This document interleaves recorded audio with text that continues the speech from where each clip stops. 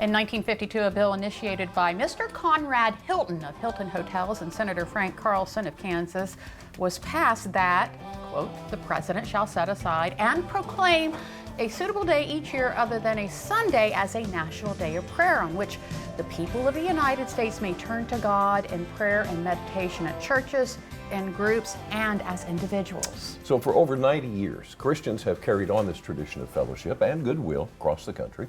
The Salisbury Area Prayer Breakfast observes the spiritual growth of the Delmarva area.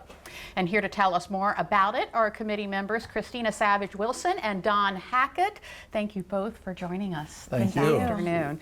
The 74th National Day of Prayer is coming up. What do you want to accomplish with the 13th annual Salisbury Area Prayer Breakfast? Well, I think it's an opportunity for our community to come together, to be able to be in unity, to be able to express our appreciation and our love to our Heavenly Father.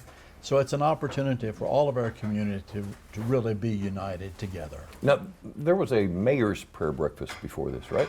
There was, for many years. For many years, yes. And this stemmed from that? Yes, I think a few years there went by that they didn't have the mayor's prayer breakfast, and Bonnie Luna, our fearless leader, approached my dad and a couple other people and said, let's get together. You know, they've proclaimed this the National Day of Prayer. Let's do something for Salisbury area again. Sorry, so I want to back up a little bit. That you have a personal connection to the prayer breakfast. Can you talk a little bit about that? Sure. My dad was very involved in the mayor's prayer breakfast. He had a Christian bookstore for 62 years, and so with that, he had a lot of connections to authors and speakers to bring in some speakers for the mayor's prayer breakfast. There he is. So then he started to begin the now the National Day of Prayer here in Salisbury, and part of that committee. And he passed away 2 years ago, and so they approached me about being a part of the committee, and helps me to carry on his legacy. Absolutely. That's awesome. So tell us a little bit about your guest speaker. Well, we're excited to have our guest speaker. It's been announced, and the community is aware to a certain extent of his visit coming.